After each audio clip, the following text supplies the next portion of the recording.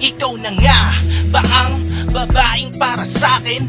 Nasagot sa lahat ng aking panalangin. Pero paano ko ito sisimulan na sabihin sa'yong ikaw ang nilalaman ng aking puso o ng aking damdamin? Sa awitin na ito lahat ay aking aaminin na mahal kita at handang pakasalan. Tanggapin mo lang ako, walang pagsisisihang desisyon sa buhay mo, dahil ako ang iyong pinili at aking sisiguraduhin di ka nagkakamali, dahil hindi ako papayag na ika'y masaktan. At kahit anong pagsubok ay aking patutunayan na hindi kita iiwan, di ka papabayaan, di ka pagpapalit kahit kay Angel o kay Marian, dahil ikaw lamang ang nag-iisa. Walang sila, walang iba, ikaw lang talaga. Paano nga ba? Paano nga ba? Paano nga ba? Paano nga ba? Kung sa'yo sasabihin Sa iyo sasabihin na ikaw ang babae, dahil ikaw gusto ko na mapasakit. gusto ko na mapasakin. Ikaw na sana, Ikaw na sana, ikaw na sana, ikaw na sana ang tugon sa panalangin. ang tukon sa panalangin. Dahil ang katulad Dahil mo ay ikaw napamahal na sa'kin. ay napamahal na sa'kin.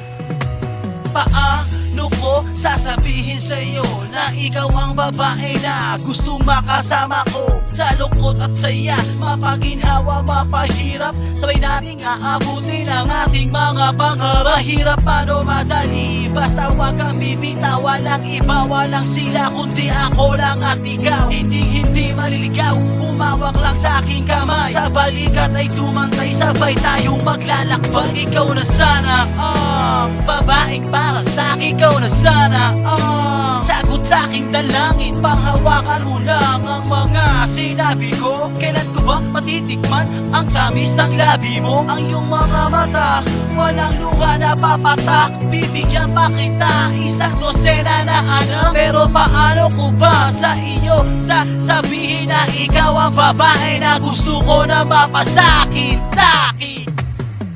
Paano nga ba? Paano nga ba? Ko sa'yo sasabihin na ikaw ang babaeng gusto ko na mapasakin.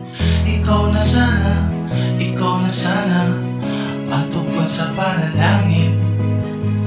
Dahil ang katulad mo ay napamahal na sa'kin.